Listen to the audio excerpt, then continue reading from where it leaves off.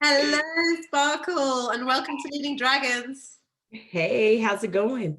Good. How are you? Good. It's afternoon there and it's morning here And it's morning here. And where's here? in Denver, Colorado right now. I'm in Colorado. Okay, Colorado. That's a far way away from where I'm sat in Switzerland. Yeah, it's kind of far. It's kind of quite far, yeah. So what is Leading Dragons is really a place where fearless leaders like yourself empower others through storytelling and to enable them to step into their power and to lead authentically. Right. I'm going to have to ask you probably the question that you're so sick and tired of, the first one, which is Sparkle Lindsay. Is your name really Sparkle? It is. It is Sparkle. My mother, she actually there's a movie called Sparkle that was made in 1970s. And when she was a little kid, she used to watch it. And there was a girl band in the movie Sparkle that In Vogue, the four singers, they implemented after this movie, and the movie was called Sparkle. And so she said she wanted to name her first kid Sparkle. And when I was born, it was between Misty and Sparkle. And my dad said when I came out, my eyes sparkled. So he knew that Sparkle was the right thing for me. Oh. So ever since then, it's always been Sparkle, It's all I can be. And it just suits you perfectly. You do sparkle. You really do. And so thank you for being on the show today. I really am honored to have you on the show. And so Sparkle, tell us who you are and what you do. Well, I am a recovery coach. I'm a certified peer recovery coach. I help people help themselves through alcohol and addiction. And I found this out because I am a recovering alcoholic addict for about a year and 10 months now. So I'm almost at 2 years. Congratulations. And I have really found my passion and my why in what I do, in helping people find their way back to that light. I always talk to people. I own the company Sparkle LLC, and it is Sparkle the light at the end of the tunnel. And one thing I noticed is that I created this tunnel, which is an illusion. And now that I have found my light, the tunnel no longer exists, And for me, that's just been a huge blessing to be able to find my light again and shed light and love to others. So that's what I do for a living. Just help people help themselves, And that's obviously you haven't been a recovery coach all your life. No. And you have a story or three at least to share. Why you are where you are today. Yes. So I would like to move into the piece, your corporate America experience piece as well. Yes. But before that, you were a professional sportswoman. So yes. Would you like to tell us, start wherever you want to start? Yes.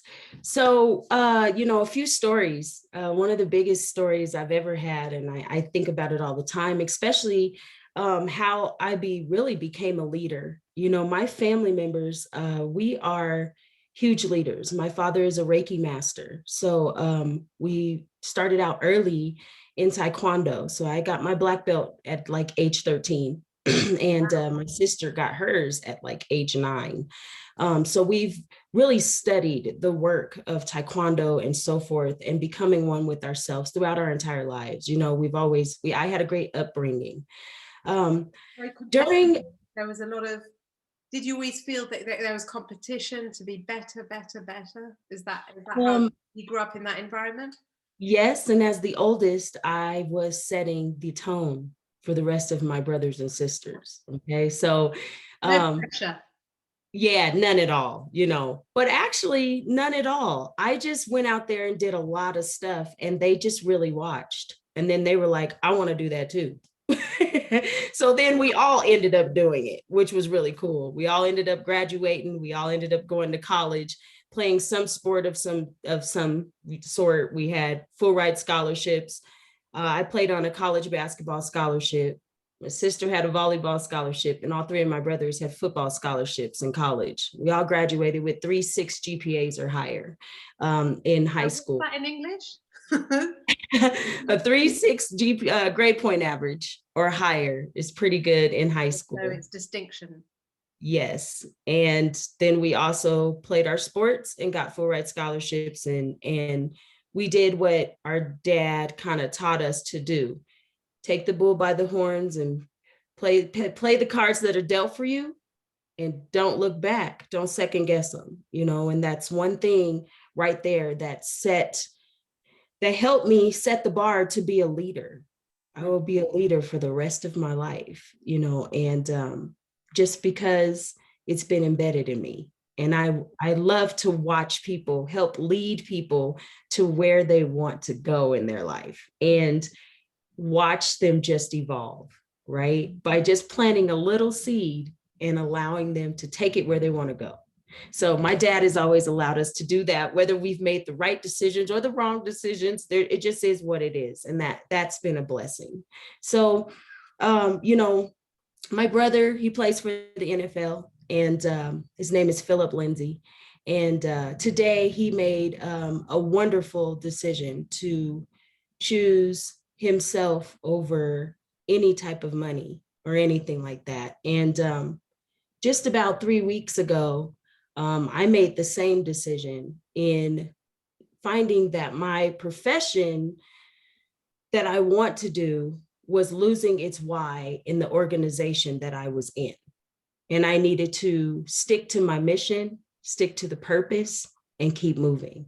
And so I put in my resignation for a wonderful company. They threw a party for me. Everything was great, but I had to move forward and I had to follow my heart to do it. And sometimes some of these decisions seem really difficult when you're thinking about them. But if you're thinking about what works for you, and you really are doing the work on you, you know that if you're not going to be happy in a place, it's best to move forward so that you can be, So I just want to give big ups to my brother for making his decision. So I don't know if you had, sorry, Sparkle, can you just say again, your brother, what was he occupying as a position? He was a running back, one of the number one running backs for the Denver Broncos. And for him, he took a second round tender, and he would have still had another year with the Broncos, but ultimately he was ready to seek elsewhere to play. And so in order to do that, just because of all of the different things that people are going through and stuff. Oh, shoot. Uh-oh. You got CNN who wants to interview you. Yeah, I didn't want you to interview me, so I just said, no. You said, no, thanks. No, it's right. Another day. See you around. Well, there's media coverage coming your way, right? On the back of your brother's resignation. Yes, there's media coverage. There's Twitter going off right now. We've got stuff happening. So your brother, yeah. Google. I mean, if you look up, he's just right there on the headlines right now. Philip Lindsay decides to leave the Broncos. It's shocking Bronco country as we speak. Wow. And he is following his heart. And this gives his agents an opportunity to really find where he wants to go. And he can really take his time with himself and actually really figure out what fits him. Yeah. And regardless if it's not football anymore or not, as his big sister, I just support whatever he loves and whatever he wants to do in his life. So this is huge. This is huge. I mean, especially with so much money at stake. Yes. And being a public image and the pressure that he's having to deal with. Yes. And to stand in his power. I mean, it's giving me the goosebumps just kind of reframing that. And your brother's how old? Philip? Uh, Phil's about to be 26. Yeah, he's Oh, about to be so 26. he's a leader. He is leading in his authentic self. He Or is leading in his authentic self, and he has always been his authentic self. There has never been anything different. If you get a chance to really look at my brother's story from the get-go, he's always been the underdog. You know, he was an undrafted rookie, and then he 2,000 yards in, like, I want to say, he had 1,000 yards one season, another 1,000 yards another season. He broke history, made history for the first undrafted rookie to ever do so. And this was all in just 3 years that he has played. So he had kind of all odds against him. You know, he wasn't invited to like the combine. He was not drafted. And he came back, made history, and now here he is. He's leaving the Denver Broncos and he's starting his new journey wherever he chooses to go. And he's allowing and giving the universe permission to let life live him, which is my philosophy. And a lot of times we want to pull and push towards the universe, but ultimately life is going to live you regardless. yeah. So you might as well just sit back and enjoy the ride, you know. So and I'm and listening. Yeah, you know, Sparkle. I'm listening to, you know, how the way you describe your brother. So he has the profile of a high achiever, a maximizer. He's you know, heaps of determinations and ambitious. He's extremely ambitious. And you said that he was always the underdog, and he was so focused. He had that vision, and he kept moving, and nothing was going to stop him. And now that he's achieved what he wanted to achieve. He's Can now. you hear me? Oh yeah, sorry. Yeah, I can hear you. Shoot. Is that okay? Okay, I couldn't hear you. You couldn't Okay. hear me? Okay. Yeah, okay. I was saying about Yeah. how I was listening to you describe your brother's profile. Yeah, as a high Mhm. achiever, as a maximizer, that he was so determined and focused, and he got what he wanted. Yes. And now he's like, see you later. I want to Yeah. move and do something different. And I recognize a lot of Sparkle, and I'd like to now speak about you. That's why you're here today.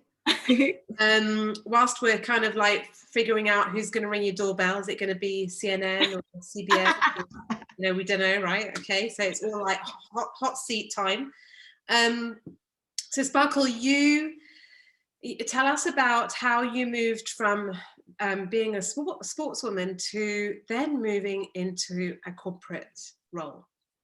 Well, you know, I had a really big run. When I played college ball, I actually had my first scary moment where I had to step into my power. I didn't know what it was at 21, but I got really sick, and I was in a wheelchair for 6 to 8 months with an autoimmune condition called myasthenia gravis.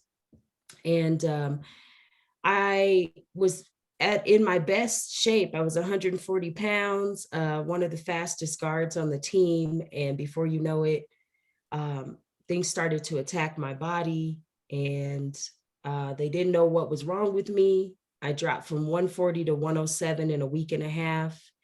And I was in the hospital, and they told me, I'll never forget the day they said, you'll never walk again, and you won't ever play basketball again.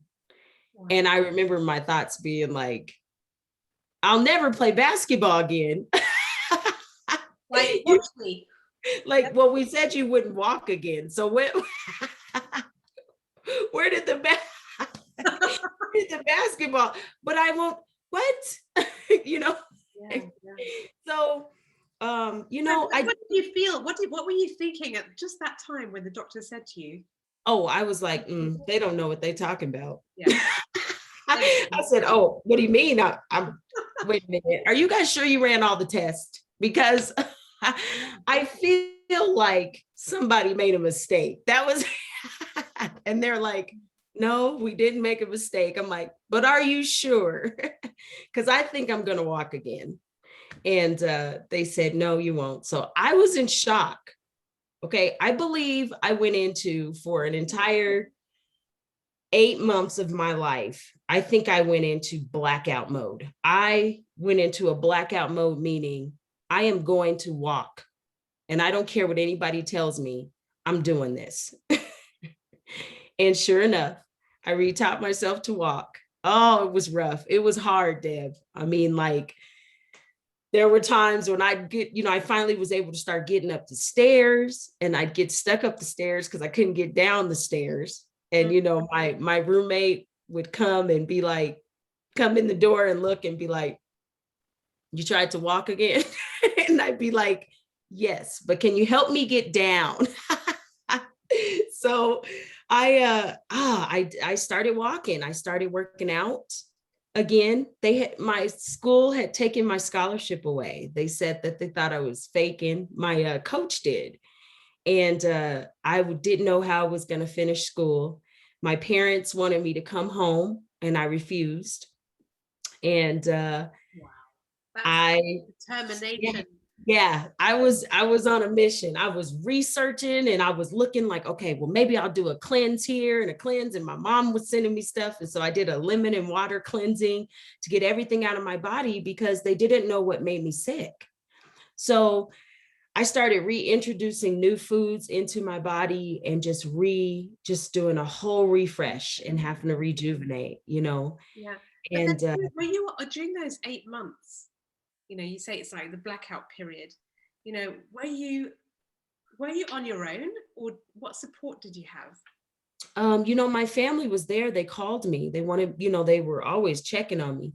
I had, some of the basketball girls live with me as well. So they got to travel and play, but I had to be left behind. And so whenever they would come back, they would notice that something different was happening with me, and I had a lot of support from, I looked at a lot of support groups that were dealing with myasthenia gravis, and it was so rare.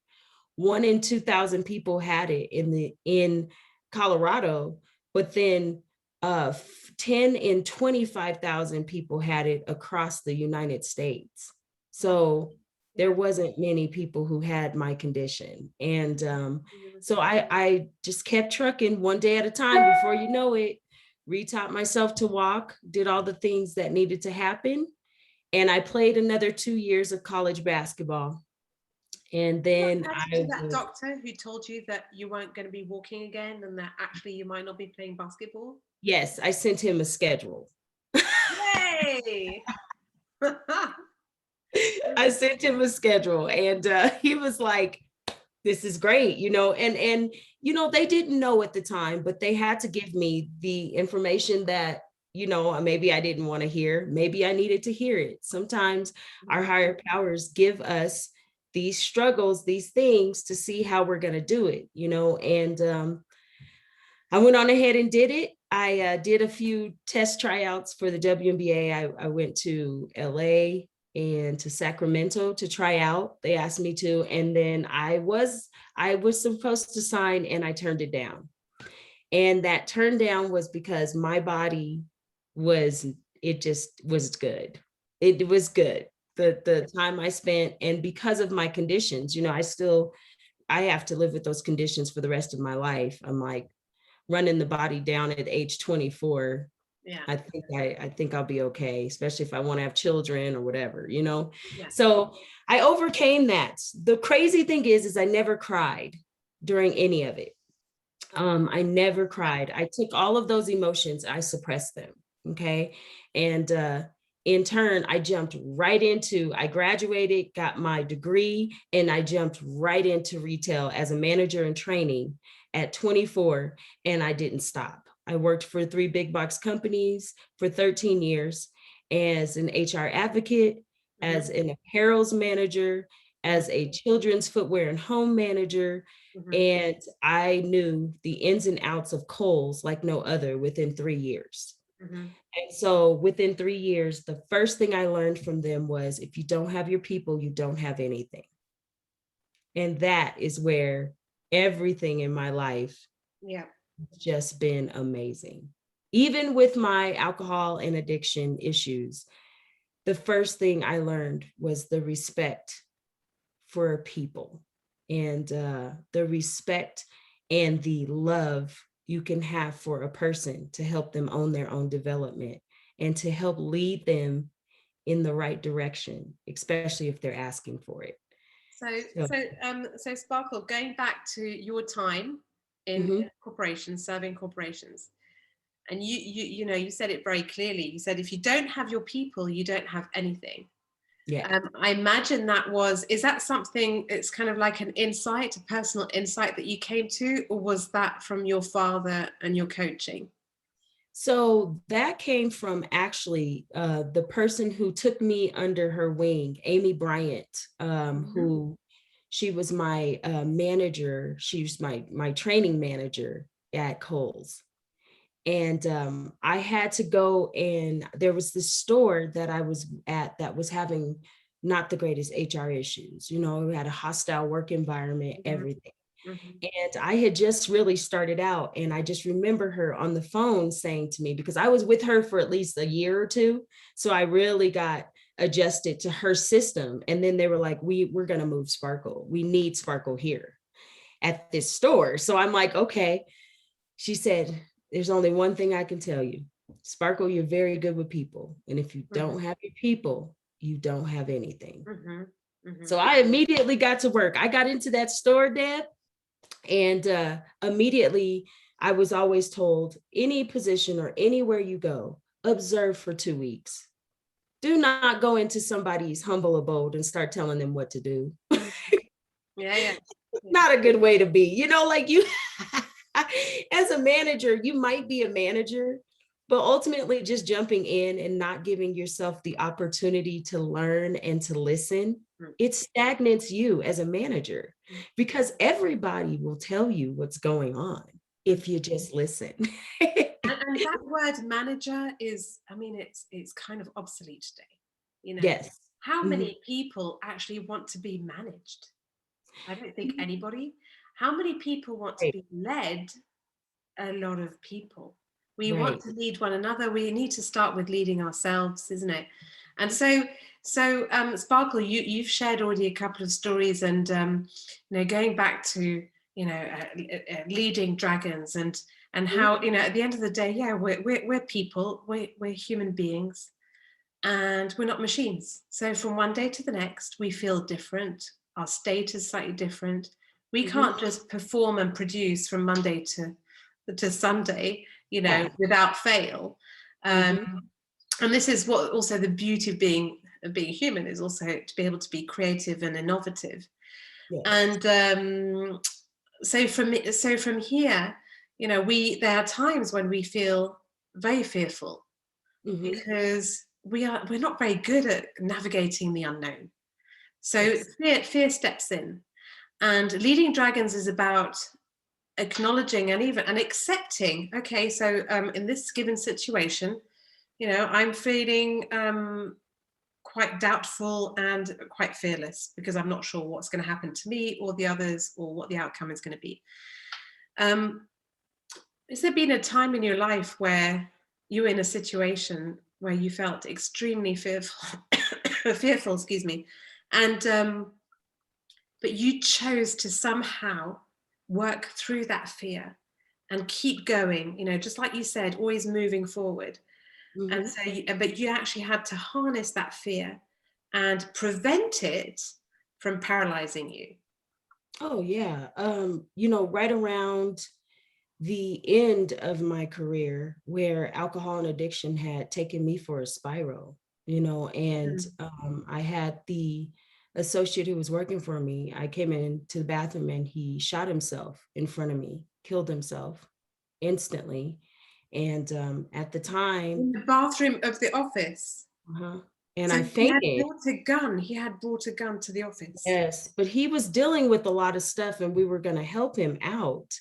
And I'll just never forget having to deal with that trauma and still be working. And I was drinking around the clock because I was having nightmares. And then 4 months later, I was diagnosed with lupus. So everything felt like I was in a deep, dark cave and I was crawling, but I didn't even know where I was crawling to. And I was nightmaring, I was drinking, I was giving myself shots of chemo for the lupus and drinking shots at the same time. Wow. Okay. So we're talking about 3 years ago. I was like, I didn't know where I was going to be or what was going to happen. And ultimately, I was still doing great at work, and I decided to choose myself first. I went in, I got called into the office, and I was like, well, I think I'm going to probably lose my job. That was the next thing I'm thinking, right? Because I'm like, because I probably smell of alcohol and I really haven't been into work and I'm having these nightmares. And they're like, Sparkle, you've done such a great job. We want to promote you. You're like, excuse me? Look it. And then I'm thinking in my head, oh God, I need a drink because it's the I'll be back, you guys. No,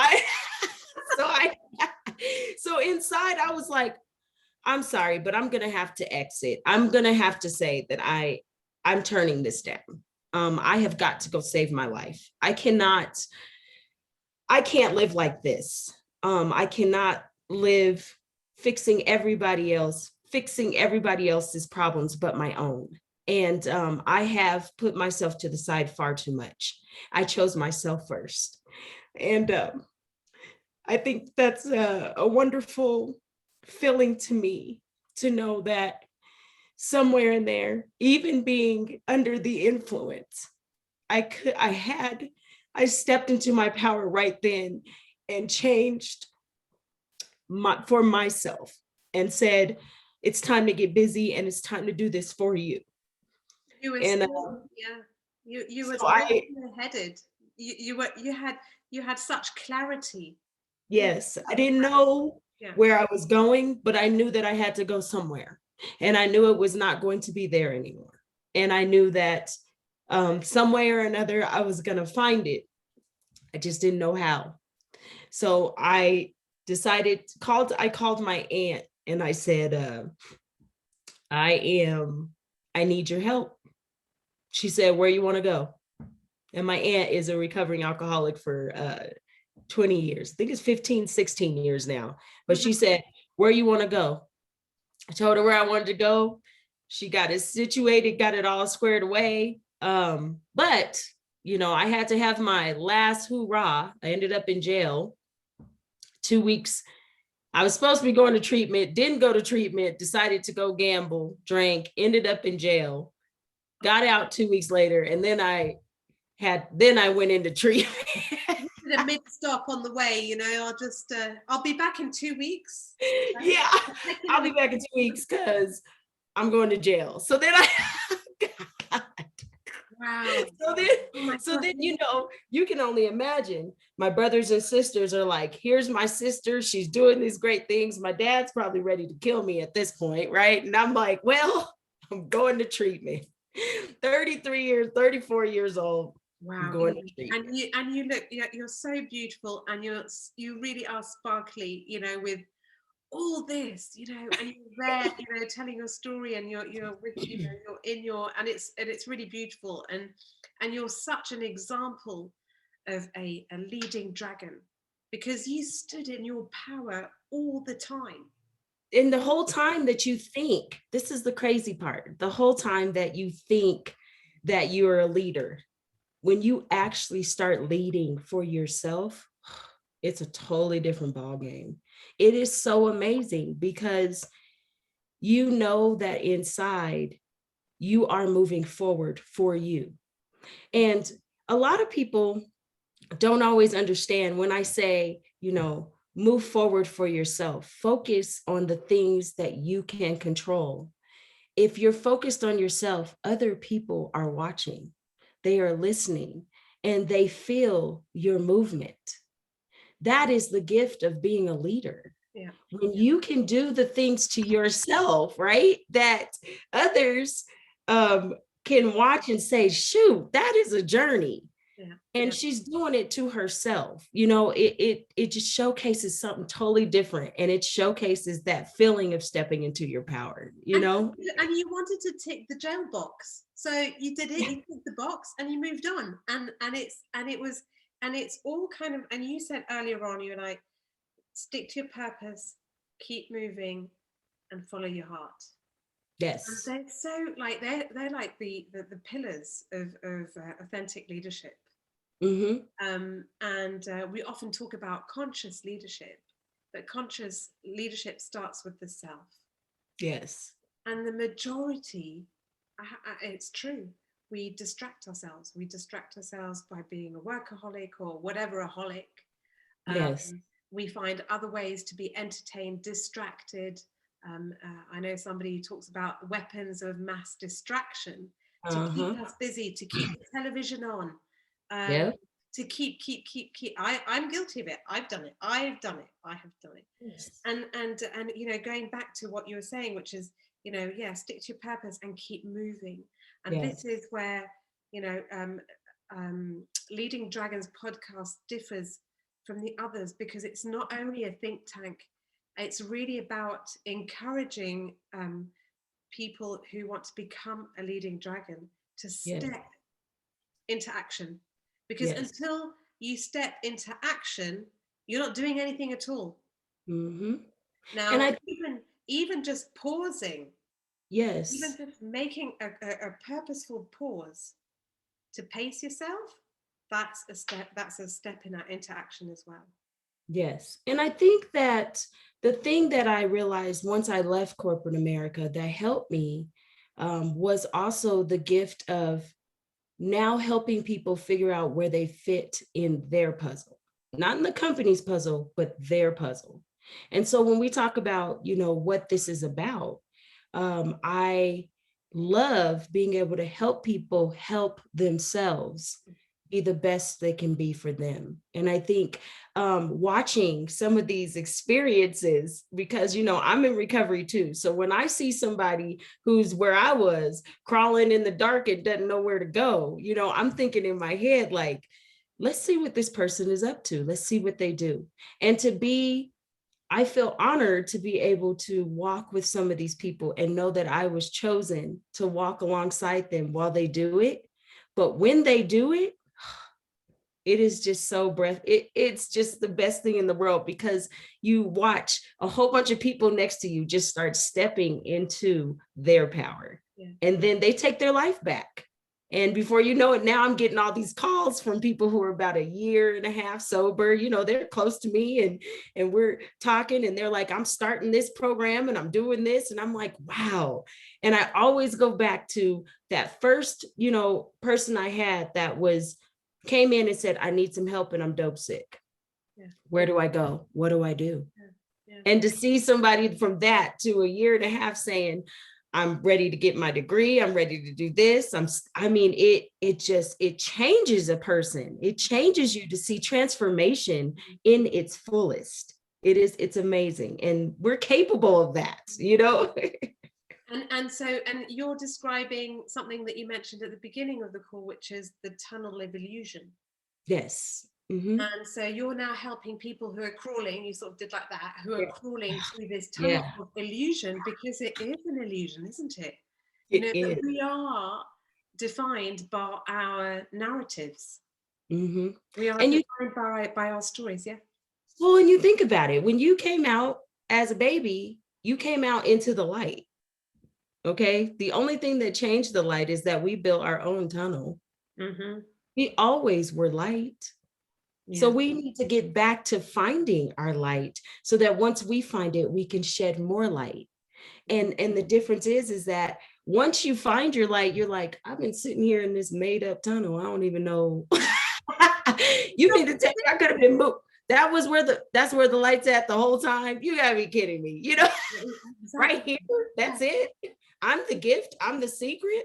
But it's, and I'm hiding me because I'm in this tunnel that I've created through to, like you said, weapons of mass destruction, through distracting myself from myself, right? Let me create chaos. Let me help everybody else but me, because I have to. You don't have to do anything. If you focus on you, everybody else has a chance to focus on them. And ultimately, everybody becomes stronger for it. When you start trying to fix everything else for everyone else, you're enabling people to find where they fit in their puzzle. Yeah. You have to slow yourself down and not get outside of self by living other people's lives for them. You have your own life to live, and you have to allow others to live theirs too, you know, and that's relinquishing control. And I've had to do a lot of practice around that. Yeah, that's for sure, especially as a former competitor, you know, sports competitor. That's for sure. So Sparkle, let's go into let's speak about organizational leaders. Yes. We this is a never-ending subject, but when I went back after 10 years of being independent back into a huge organization, I could not believe the prevailing greed and control that was still there. Mm-hmm. And I thought, hang on a minute, I've been away for 15 years and I come back and it's as if it's the 90s. The management styles, the leadership paradigms, the way of doing the hierarchy, the governance, the heavy like prison balls of control that are still there. Mm-hmm. And it really shook me to the core, because I thought, why is this still as it is? Despite the thought leaders, I mean, in the past 10, 15, 20 years, we've had a mass flux of budding of thought leaders, webinars, online, everything, books galore. And still, 20 years later, we've got the same stuff that's going on. And this huge organization where there were close to 300,000 employees, I'm thinking they're prevailing right across the globe today. And I'm thinking, so what is it? Is it because each one of us are not doing what we should be doing? So rather than looking at our shoes and just taking it on the chin, we should be looking upwards and standing in our power and deciding to make the change ourselves. Yeah, you go ahead. So I learned this during my time, as a manager. I learned this. I was in a class and they were teaching us millennials they were teaching people how to deal with millennials in the organizational workplace. And as a millennial, I was listening to it and I'm like, all right, so you want me to go to these people who work for me and you want me to ask them their strengths and their weaknesses. And I had this really, the face I just had, like, okay, well, so I didn't want to do that, because I don't believe, and I think this is why there was success for me in each of the big box companies I worked for. I don't believe in focusing on someone's weaknesses.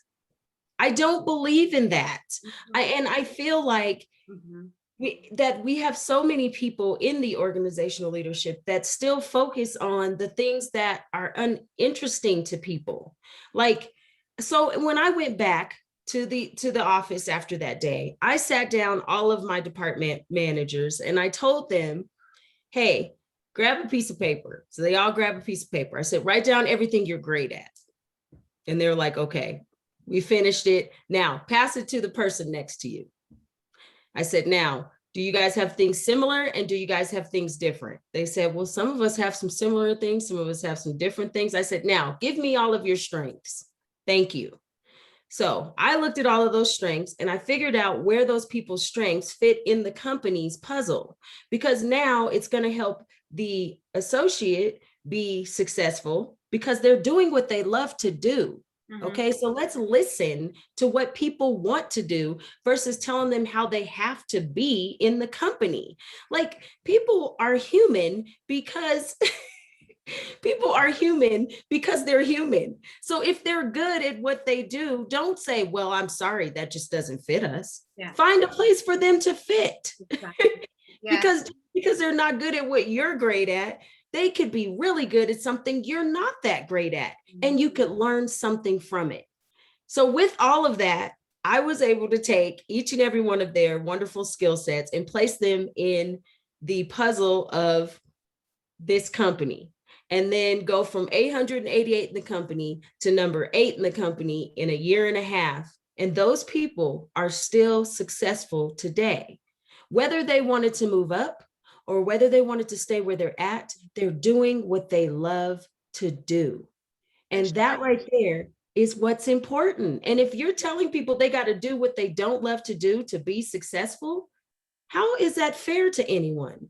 Give them the opportunity and the resources to be good at whatever they want to do, and let them know we will find a place for you here. Let's do that, right? And if it's not a place for you, we will find a place for you elsewhere. But you have the strengths and you are who you are, because you then can step into your power, because you know that the leader that you're talking to believes in you.